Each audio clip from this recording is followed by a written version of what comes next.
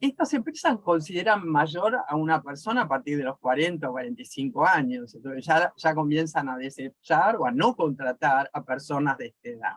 Inclusive la Organización Mundial de la Salud, el BID, hacen el corte en los 60 años. Pero lo que quiero comentar es que existen variaciones sobre cuál es la edad en la que se es formalmente mayor. En la Convención Mundial en concreto, cuando se habla de personas mayores, se hace referencia a 55 años en adelante. Entonces, la economía plateada tiene foco en las actividades realizadas y demandadas a partir de esa edad. Y respecto de esta definición de la OCDE, yo querría que nos preguntemos, bueno, ¿cuáles son estas acciones? Y yo diría, muy sintéticamente, consumir, producir, contribuir. Las personas mayores son consumidoras. Y acá es indispensable tomar en cuenta este segmento porque es el responsable del 40% del consumo mundial.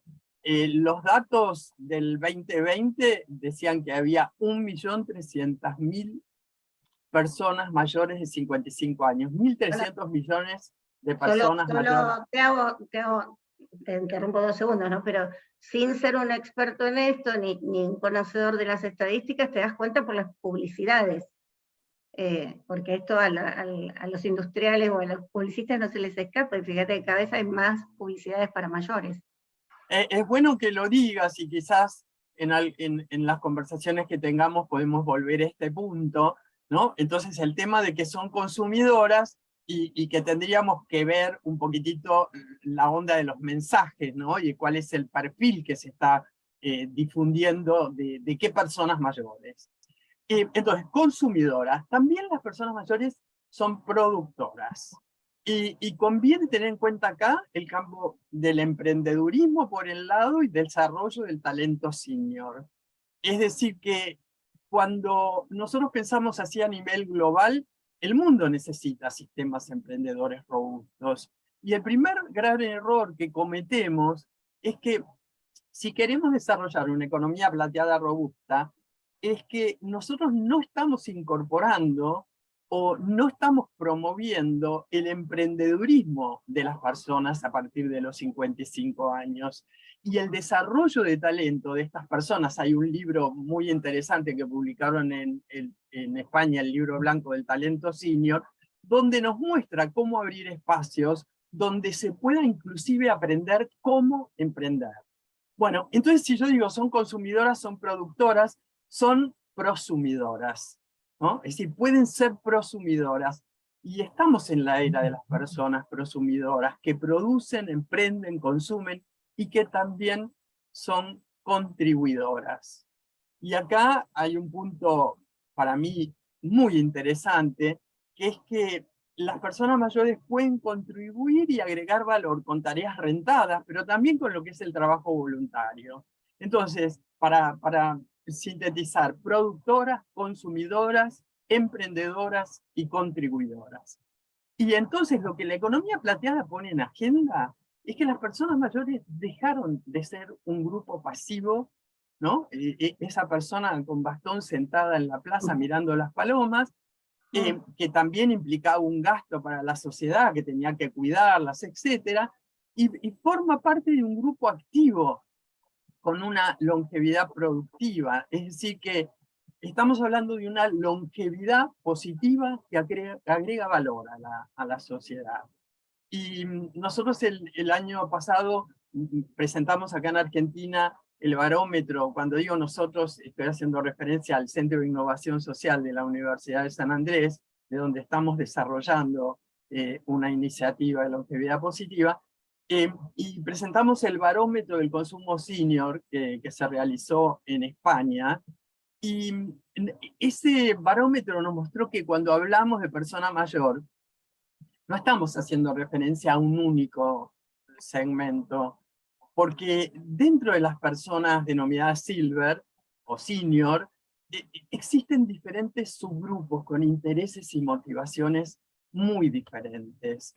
Porque cuando nosotros decimos persona mayor, segmento senior, estamos hablando de una persona de 55 años, de su padre de 75 o de su abuela de 95. Y a todos los ubicamos en la categoría de persona mayor. Y esto no es muy razonable, ni siquiera uno podría pensar que ayuda a tomar decisiones lúcidas. Por eso se comienza a pensar en generaciones. Y por lo tanto se va dejando de lado un poco la cuestión de la edad cronológica, que se ha hecho edad líquida también, ¿no? Bueno, pero lo que en todo caso queremos plantear es que las empresas tienen que empezar a adaptarse y a detectar estos intereses particulares de cada una de estas generaciones, porque la longevidad presenta retos, pero básicamente oportunidades, y habría que empezar a aprender a gestionar la diversidad generacional, que es un nuevo tipo de diversidad que se agrega a la diversidad de género y a las diversidades que las empresas ya vienen contemplando, ¿no?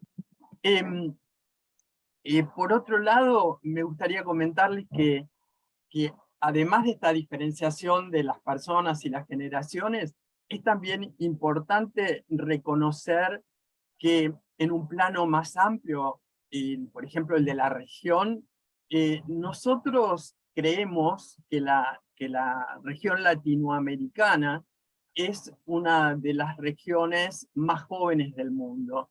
Sin embargo, lo que está sucediendo es que estamos envejeciendo muy aceleradamente. Por lo tanto, es un tema que efectivamente las personas de 100 años, decíamos en la previa recién, ya están acá. Hay más de 15.000 personas mayores de 100 años.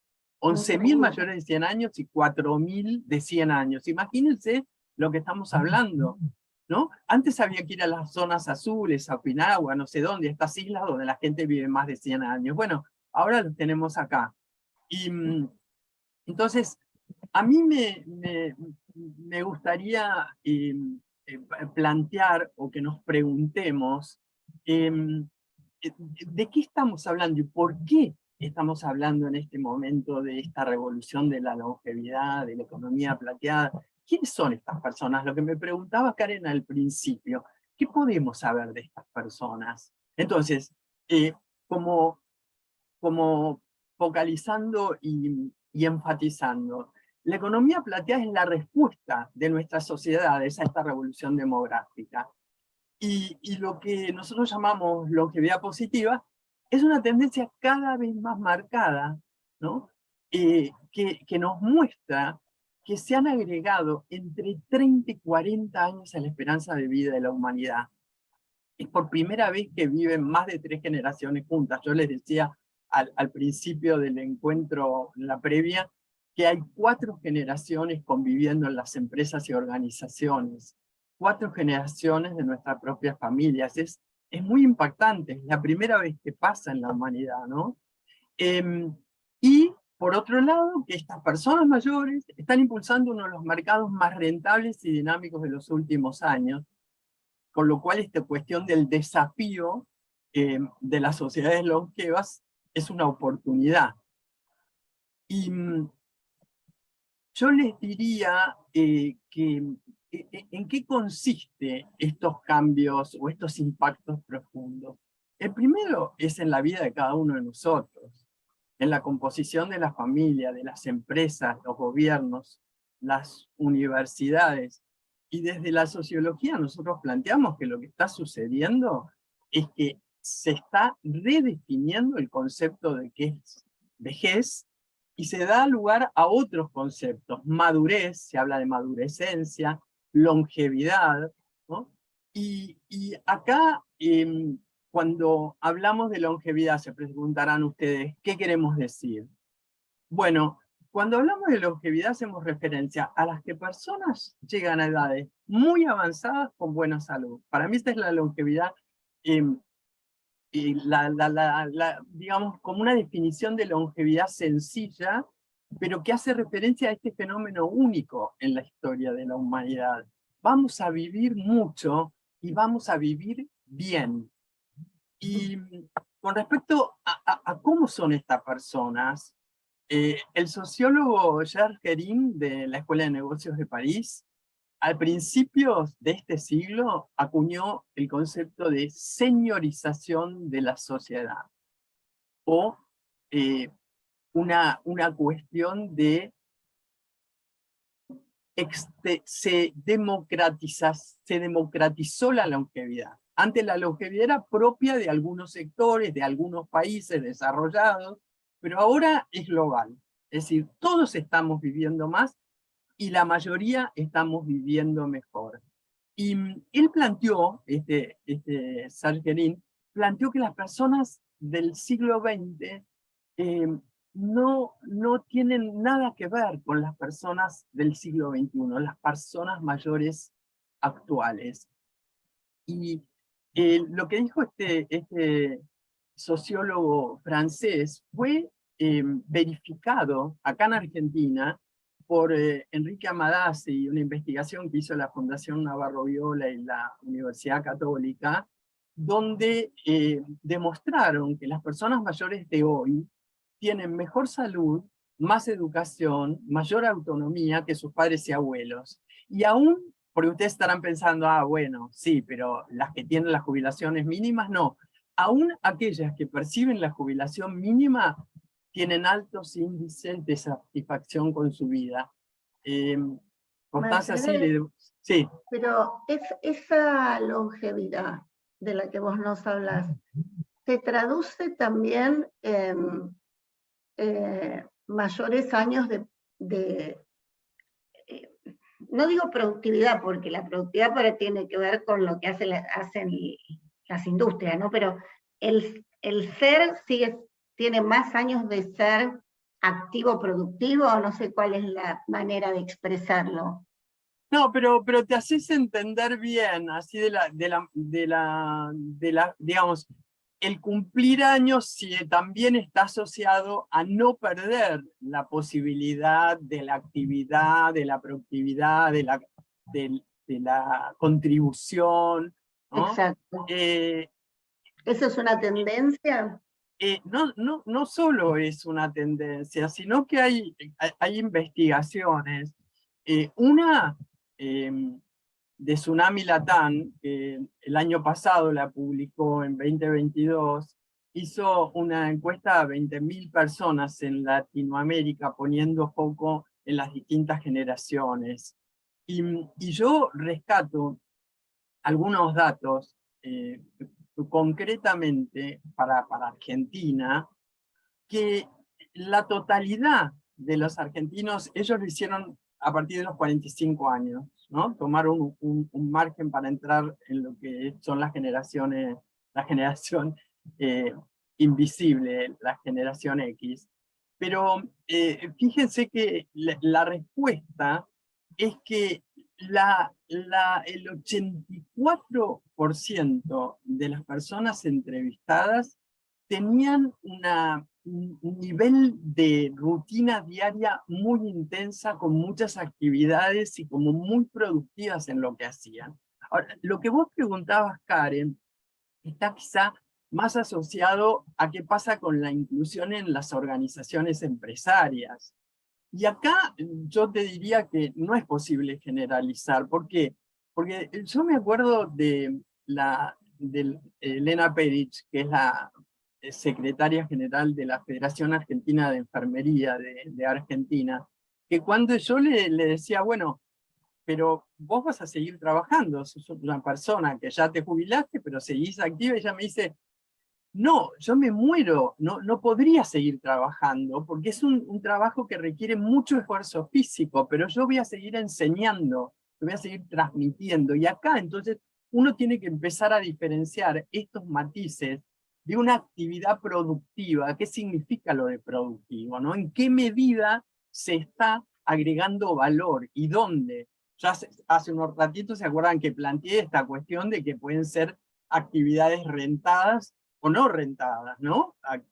Lo que uno llamaría actividades de voluntariado y demás, ¿no? Habría que ver si los países, los gobiernos y las empresas, como parte del sistema, estamos pensando en el reskilling, en el reacomodamiento de estas personas para generar esta nueva productividad. Pienso, por ejemplo, bueno, que después tendremos los comentarios de cada uno de los líderes de industria en su momento de la charla, pero, por ejemplo, pienso en una industria, no sé, que tiene mucho esfuerzo físico, la minera, la pesquera, el petróleo en algunas posiciones, que no son tareas solamente de impacto intelectual, ¿no? Como podría ser la tecnología en su mayoría de los puestos, sino de impacto físico.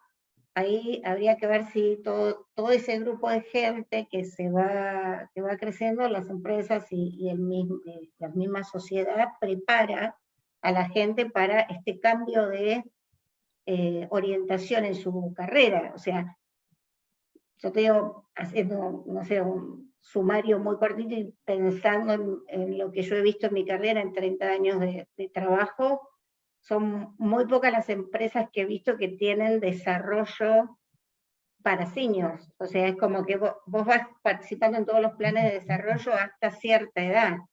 Y después ya es como que, bueno, da tu experiencia y punto hasta donde puedas. Pero no hay un programa de desarrollo que impacte ese cambio de preparación para, bueno, vos ahora ya está, no podés hacer más ese esfuerzo, ok, enseñar, tenés que aprender a enseñar o tenés que... Sí, muy de acuerdo, Karen, en que todos estos son cuestiones que por un lado hay buenas prácticas ya para empezar a inspirarse, por otro lado hay que ser muy creativos y comenzar a pensar para cada industria, para cada campo, ¿no? Para cada área, cuáles son estas cuestiones de la actividad y de la inclusión laboral y redefinir algunos de estos temas. Pero en esta información que yo les planteaba de Tsunami Latam, para mí hay un dato que está verificado en Argentina por infinidad de investigaciones. Soy una exagerada, no son infinidad, pero son bastantes, ¿no? Que menos del 2% de los argentinos mayores están institucionalizados en hogares, residencias geriátricas o hospitales. Y nuestra idea, nuestra imaginación, ¿no? El imaginario social plantea que cuando uno pasa de tal edad ya directamente está para el geriátrico. Y estos son los elementos que para mí, desde las áreas de desarrollo de talento en las entidades, en las corporaciones, en las organizaciones sociales y demás, hay que empezar a ajustar, ¿no? A redefinir. Entonces, y en concreto, todos los estudios muestran que las personas mayores reales son distintas a las que nosotros imaginamos. Porque todos nosotros tenemos puestos los anteojos del edadismo. Hay que reconocer que la ignorancia y los prejuicios en contra de la vejez lo tenemos todos.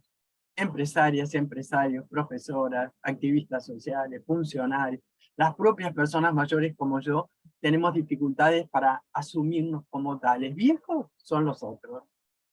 Entonces, para desarrollar esta economía de la longevidad y estos mercados potenciales, tenemos primero que tener el prejuicio sobre la vejez e ir más allá y empezar a pensar longevidad, que empieza la longevidad del minuto en que nacemos.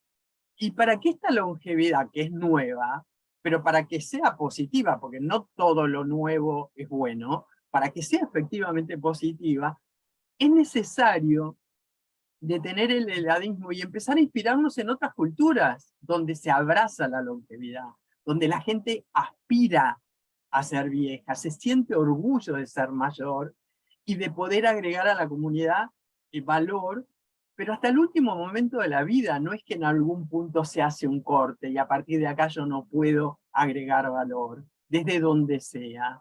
Entonces, para mí la economía plateada es fascinante porque recupera ese sentido originario de la economía, ¿no? De administrar el hogar, administrar los bienes comunes, administrar este tiempo extra que se agregó a nuestra vida y aprender a desarrollar mercados asociados al buen vivir y a una longevidad positiva. Y, y hablando de mercado, a mí me gustaría hacer una descripción mínima, porque nos podría llevar, no sé, toda una mañana a hablar de este tema. ¿Cuál es esta cuestión o cómo es la economía silver en Latinoamérica? En el año 2021, el Banco Interamericano de Desarrollo realizó un mapeo sobre los actores estratégicos de la economía plateada en Latinoamérica. Y le comentaba a Laura, cuando estábamos en la previa, que después les vamos a mandar los links para que los que tengan curiosidad puedan mirar este texto, el material de Tsunami Latam. Bueno, el mapeo de actores estratégicos de economía plateada es muy interesante, y voy a hacer un comentario muy breve para aquellas personas que imagino que no conocen este mapeo, y que como está en la web entonces lo van a poder leer. Y primero, que yo querría adelantar de manera muy simplificada, que en nuestra sociedad existe un modelo, un paradigma de la vejez, que la muestra asociada con pérdida, enfermedad, falta de autonomía, decrepitud, muerte lenta y psicológicamente dolorosa. Y desde este modelo, que nosotros podríamos llamar clásico, porque nos acompaña desde lo griego, la vejez produce miedo y rechazo. Entonces, por eso de esto no se habla, ¿no? Ni de la vejez, ni de la enfermedad, ni de la muerte. ¿Ok? Nuestra sociedad obtura esta temática y tenemos consecuencias bastante negativas, sobre todo dolor social innecesario y pérdida de recursos y de posibilidades de desarrollo. Pero bueno, en contraposición a esta perspectiva clásica, existe una perspectiva o un paradigma que podríamos llamar emergente, sobre todo para las sociedades occidentales. Este paradigma emergente pone el foco en la longevidad, en la capacidad de vivir mucho y bien, en la actividad, el propósito, los aprendizajes y los proyectos a lo largo de toda la vida. Y uno de los hallazgos del mapeo del BID, que a mí me interesa resaltar, es que la economía plateada en Latinoamérica está focalizada casi exclusivamente en proveer servicios y productos bajo el marco del paradigma clásico. Es decir, se mira a la persona mayor como enferma, dependiente y discapacitada, y son muy pocas, lo dice el mapeo, las propuestas asociadas a la longevidad, la vitalidad y el emprendedurismo. Entonces yo lo recalco a esto, porque esta información es muy útil. Porque entre uno, ¿no?, paradigma clásico, y el paradigma emergente, que yo la llamaría de la longevidad positiva, existe una gama casi infinita de oportunidades de innovación para mejorar la experiencia concreta de las personas y las experiencias colectivas. Por ejemplo, las ciudades amigables para personas mayores, los negocios amigables con personas mayores. O sea, son oportunidades que nos desafían a encontrar nuevos caminos para este buen vivir y este bienestar en todas las etapas de la vida, pero sobre todo poner foco en desarrollar una economía plateada con propuestas innovadoras, e incluyendo el tema en nuestras organizaciones, en la planificación de los negocios y de nuestras propias vidas.